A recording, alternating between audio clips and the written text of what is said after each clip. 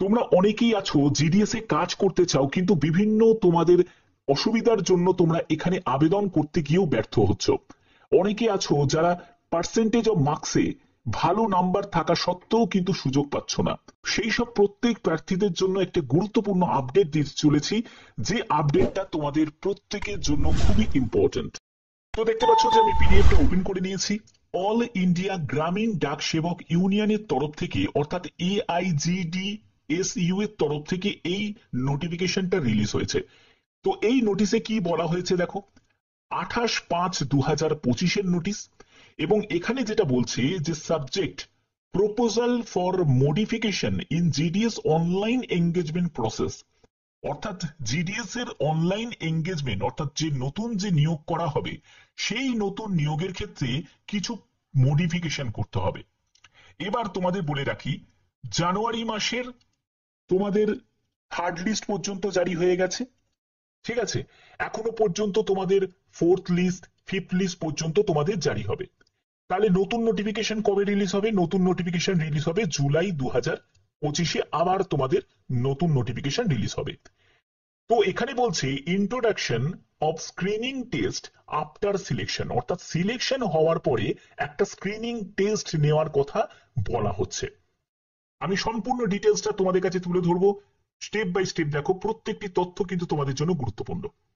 দেখো, এখানে বলছে যে the union submits the following proposal for improving the GDS online engagement process to ensure better recruitment standard and service efficiency across the department।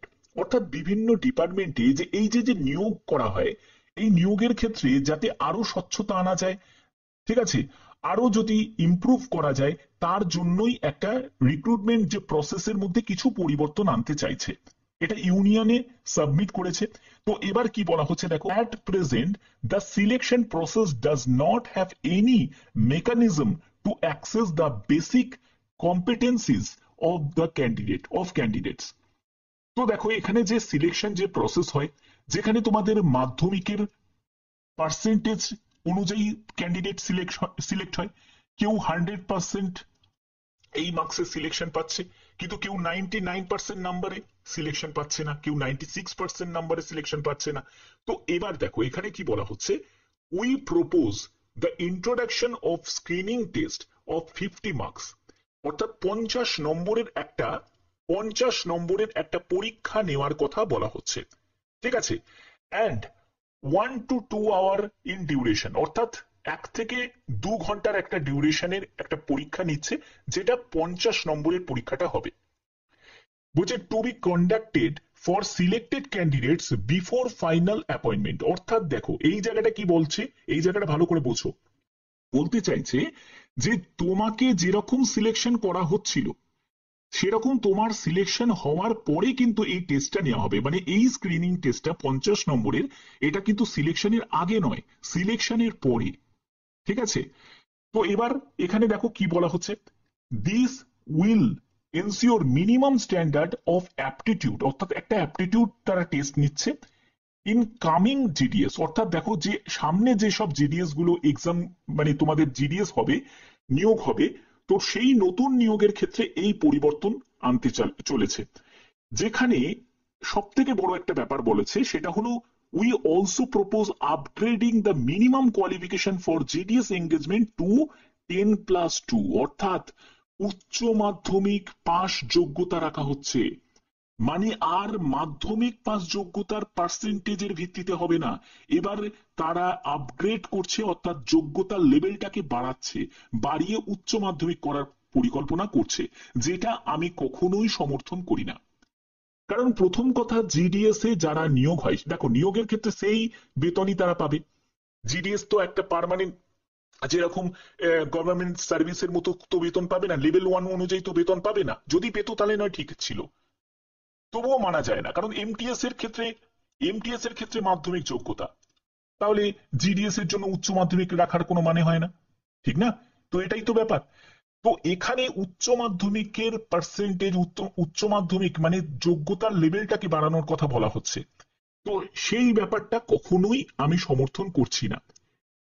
এবার এখানে কি কি বলা হচ্ছে দেখো, এখানে বলছে we also recommended some weightage or preference for local candidate particularly those educated under the same state board। দেখো এই জায়গাটা কিন্তু খুব ভালো একটা ব্যাপার বলেছে। সেখানে বলছে যে লোকাল ক্যান্ডিডেট যারা আছে তাদেরকে সুযোগটা দেওয়া হবে। মানে দেখো, তুমি ওয়েস্ট বেঙ্গল বোর্ড থেকে পড়াশোনা করেছো, তোমার ভাষা বাংলা ভাষা, তুমি বাংলায় লিখতে পড়তে বলতে জানো, তুমি ওয়েস্ট বেঙ্গলেরই ক্যান্ডিডেট, তোমার ওয়েস্ট বেঙ্গলে তুমি অ্যাপ্লাই করো, তোমার সুযোগ আগে। এটা ভালো কথা, এটা কিন্তু ভালো। কিন্তু অনেকে কি করছে যার জন্য কিন্তু অনেক সময় সিটটা কিন্তু রিজার্ভ হয়ে যাচ্ছে, বাইরের স্টেট থেকে ওয়েস্ট বেঙ্গলে অ্যাপ্লাই করে দিচ্ছে। এর ফলে কি হচ্ছে? এর ফলে হচ্ছে যারা ওয়েস্ট বেঙ্গলের যারা ক্যান্ডিডেট তারা সুযোগ পাচ্ছে না।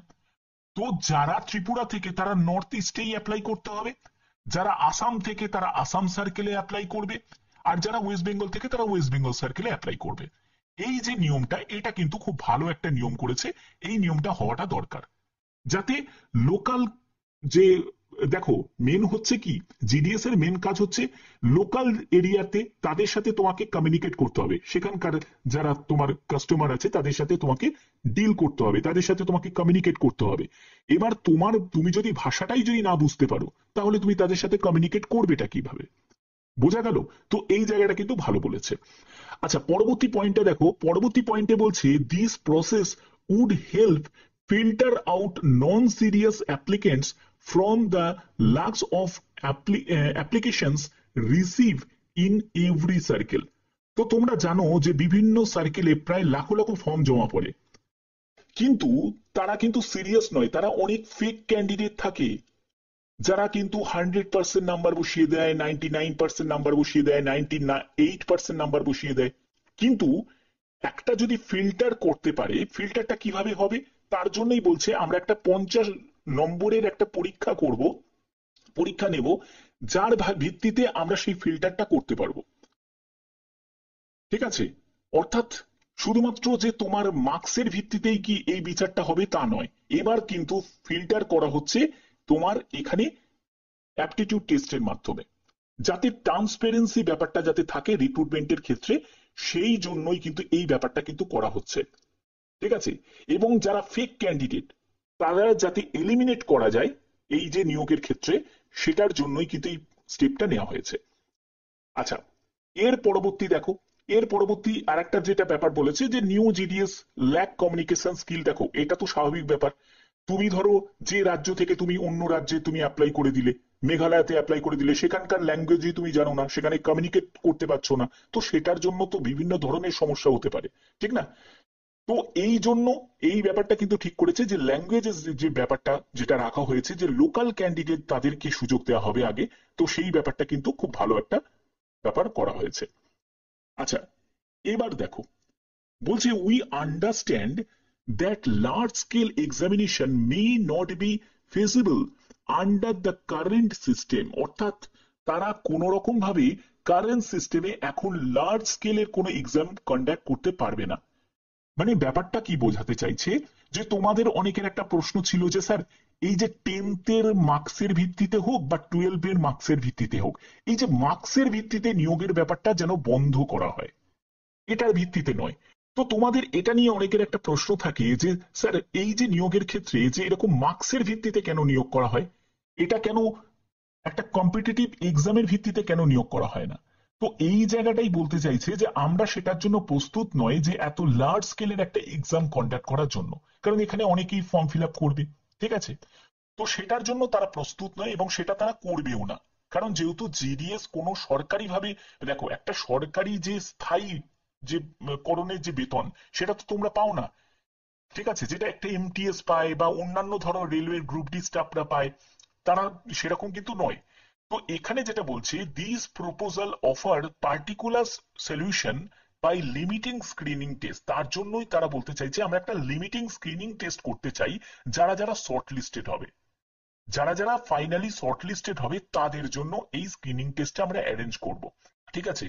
যাতে আমরা অযোগ্য ক্যান্ডিডেটদের এলিমিনেট করতে পারি এই তালিকা থেকে, কারণ অনেকেই তো বড় বড় মানে বিশাল বিশাল মার্কস দিয়ে বসিয়ে দেবে, কিন্তু আমরা যদি সেটার মাধ্যমে একটা পরীক্ষার মাধ্যমে যদি এর মধ্যে থেকে যদি ছাঁটাই করে যদি সিলেকশন যদি করতে পারি, তাহলে আমাদের সুবিধা হবে এই নিয়োগটাকে মানে সম্পূর্ণরূপে ফেয়ার করতে। তো এই হচ্ছে মেন ব্যাপার, এখানে নোটিশে এটাই বলেছে। তো এবার এটা কতটা ইমপ্লিমেন্ট হবে সেটা পরবর্তী সময়ে তোমরা যখন নতুন জিডিএস এর বিজ্ঞপ্তি জারি হবে সেই ব্যাপারে বোঝা যাবে। এই ব্যাপারে তোমাদের মতামত কি অবশ্যই কিন্তু প্রত্যেকে কমেন্টে জানাও যে তোমাদের মতামতটা কি, কারণ তোমাদের মতামতটা এখানে খুব ভাইটাল।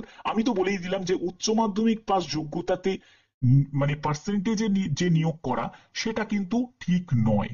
কারণ একটা জিডিএস এর চাকরি, সেখানে মাধ্যমিক যোগ্যতাটাই অনেকটাই। কারণ এমটিএস এর, দেখো এমটিএস ও মাধ্যমিক, আবার জিডিএস ও মাধ্যমিক রাখা হয়েছে, ঠিক আছে চলো মাধ্যমিক রাখতে হবে। তো মাধ্যমিকের পার্সেন্টেজ সেটা নয়, ঠিক আছে মানা যায়, কিন্তু উচ্চ মাধ্যমিকের পার্সেন্টেজের ভিত্তিতে তোমাদের ফাইনাল মানে তোমাদের মেরিট প্রিপেয়ার্ড হবে, তারপরে তাদেরকে স্ক্রিনিং টেস্ট নেওয়া হবে, এত কিছু করা শুধুমাত্র জিডিএস পোস্টের জন্য সেটা নয়। বেতন লেভেল কম আর এত কিছু যদি হ্যাপা থাকে তাহলে কিন্তু ক্যান্ডিডেটদের অনেক অসন্তোষ তৈরি হয়ে যাবে। তার জন্যই বলছি তোমরা অবশ্যই তোমাদের মতামত কমেন্টে প্রত্যেকে জানাবে।